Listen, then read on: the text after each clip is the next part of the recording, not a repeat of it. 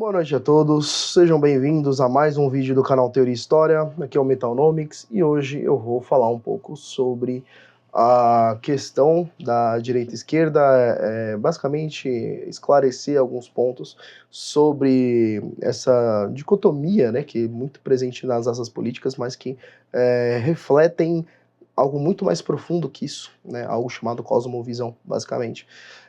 E antes da gente chegar nesse ponto, eu gostaria só de deixar claro algumas coisas sobre o vídeo anterior, sobre a questão da honra, porque, como eu falei, a honra, enquanto restrita a um contexto de você depender das opiniões que as outras pessoas têm formadas sobre você e coisas que não dependem propriamente das suas ações, a honra é um valor muito estranho, né? Mas a honra também pode ser entendida como uma magnanimidade interior e você honrar pai e mãe, você honrar a Deus seguindo a lei divina, tendo uma vida de uma virtude que vem de uma coragem interior, mas uma magnanimidade mais, né, no sentido de São Tomás de Aquino, que é aquela magnanimidade interior que você não precisa ficar se mostrando, pelo contrário, que a sua mão esquerda não saiba o que faz a sua mão direita, e muito menos, né, daquela versão de magnanimidade de Aristóteles de você sinalizar a virtude que vinha de uma cosmovisão diferente que existia na Grécia Antiga, basicamente. Então, assim, essas coisas acabaram sendo atualizadas, né, pelo Logos, né? Mas, basicamente, né, qual que é o arquétipo mais simples do que significa esquerda e direita? Cosmo e caos, basicamente, né? Então, o cosmos está representado na direita, está representado na noção de ordem, até por isso existia aquele preconceito contra canhotos como alguém que tinha uma escrita desordenada.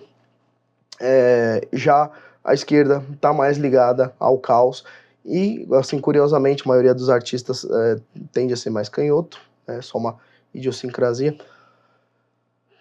que não tem nada muito mais para dizer sobre isso, é só uma característica interessante se a gente olha do ponto de vista dessa questão. E também está muito relacionado essa questão da criatividade do artista, que vem muito de uma noção de um imaginário.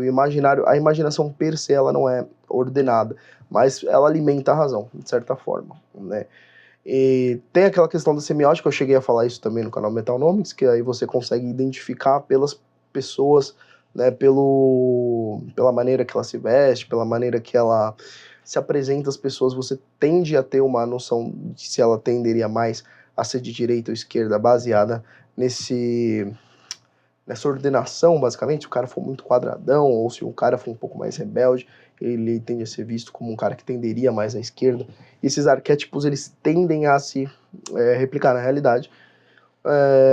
E assim, vocês sabem que desde o começo, eu como economista metalhead, como economista que chegava para falar de coisas extremamente técnicas, mas sempre com aquele visual mais de jovem, de maneira geral, eu sempre me apresentei de uma forma que poderia dar a entender para uma pessoa de senso comum que, de repente, seria de esquerda, justamente por essa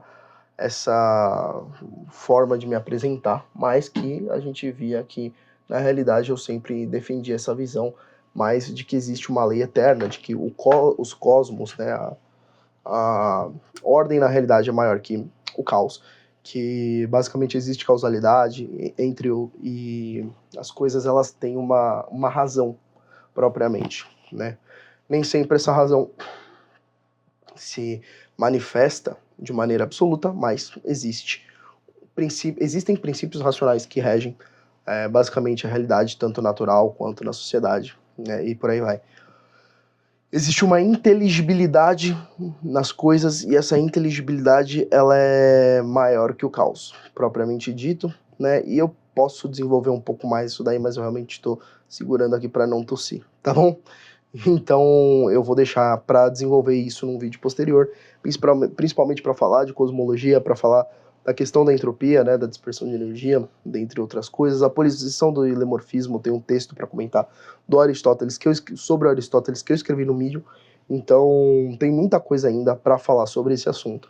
Só que, de uma maneira geral, essa contraposição entre direita e esquerda é uma contraposição simbólica, e o símbolo, ele pode se manifestar de múltiplas formas, que você não precisa se restringir a um tipo de significado específico para aquele símbolo.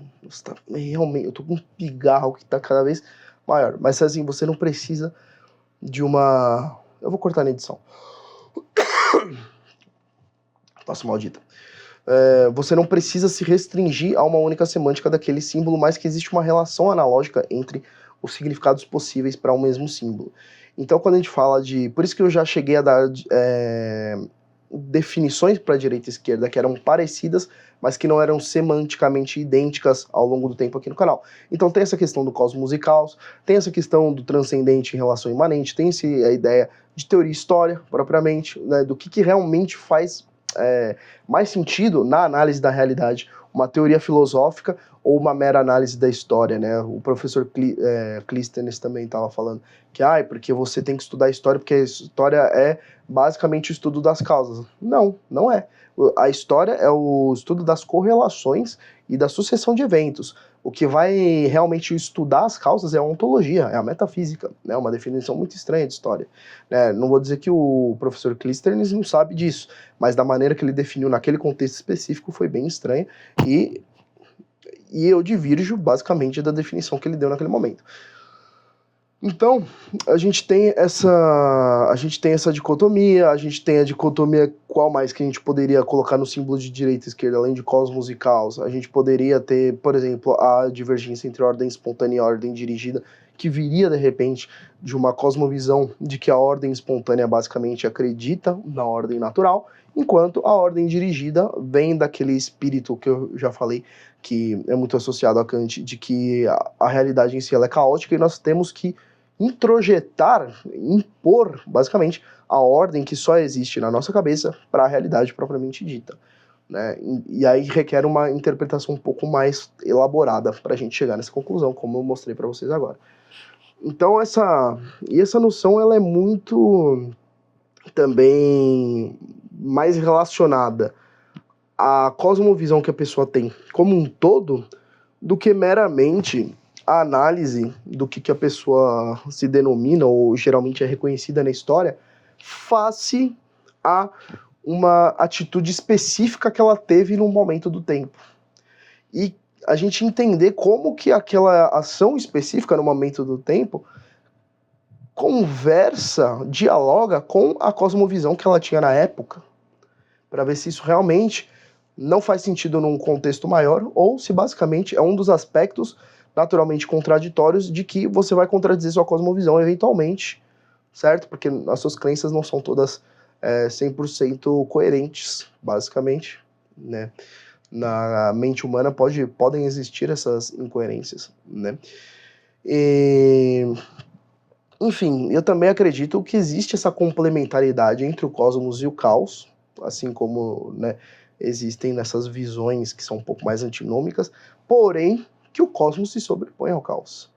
E que o cosmos e o caos só vão se complementar quando o cosmos informa o caos e leva para uma justa medida em que existe algum grau de caos, mas que está dentro de uma ordem maior, digamos assim. É algo difícil de explicar, mas você começa a entender quando você começa a entender a noção de meio termo do Aristóteles, a noção de complexidade, que as coisas elas têm um pouco de várias características que são opostas, mas que não necessariamente vão se contradizer em absoluto, por aí vai. Tá? Mas, no geral, essa simbologia, ela vem ultimamente inclusive da própria cruz alquímica, né, o eixo do mundo, né, que é o símbolo da Terra, que tem aquela questão do leste e do oeste, basicamente, que o leste, a direita, basicamente, seria justamente essas coisas mais voltadas à elevação, propriamente, e esse aspecto noético, que é propriamente intelectivo. Enquanto na esquerda você tem a morte, você tem o ciclo da matéria, você tem, propriamente, essa relação orobórica, histórica, evolutiva, que sempre se repete, basicamente, né? Até cosmologias que são propriamente cíclicas, elas tendem a ser um pouco mais de esquerda, de maneira geral, né? Mas, em resumo, né, essa antinomia entre esquerda e direita é uma antinomia muito mais do estilo da sua cosmovisão, da maneira que você entende a realidade. Basicamente a gente resume nos estereótipos do Parmênides e Heráclito, sendo Parmênides de direita e Heráclito de esquerda, que você tem essa noção que tende um pouco mais à esquerda e um pouco mais à direita, né?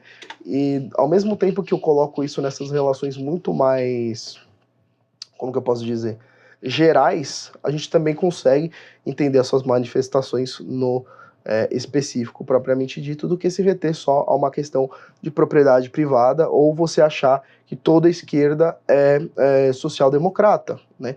Porque essa ideia de igualdade, igualdade de oportunidade, igualdade de sei lá o quê, é uma ideia social-democrata, não é uma ideia comunista, por exemplo. E muitas pessoas, principalmente leigas, associam isso ao comunismo. Marx nunca defendeu igualdade. Marx defendia igualdade de classe, não igualdade de recursos, né? E seria uma tolice você acreditar que é só uma questão de igualdade de recursos. Beleza? Então é isso, espero que vocês tenham gostado. Não deixem de dar um like, se inscrever aqui no Teoria História e acompanhar para mais vídeos. Forte abraço, fiquem todos com Deus. O Senhor abençoe a semana de todos. E a Virgem Maria, nossa mãe espiritual, principalmente agora que acabou o Dia das Mães. E forte abraço.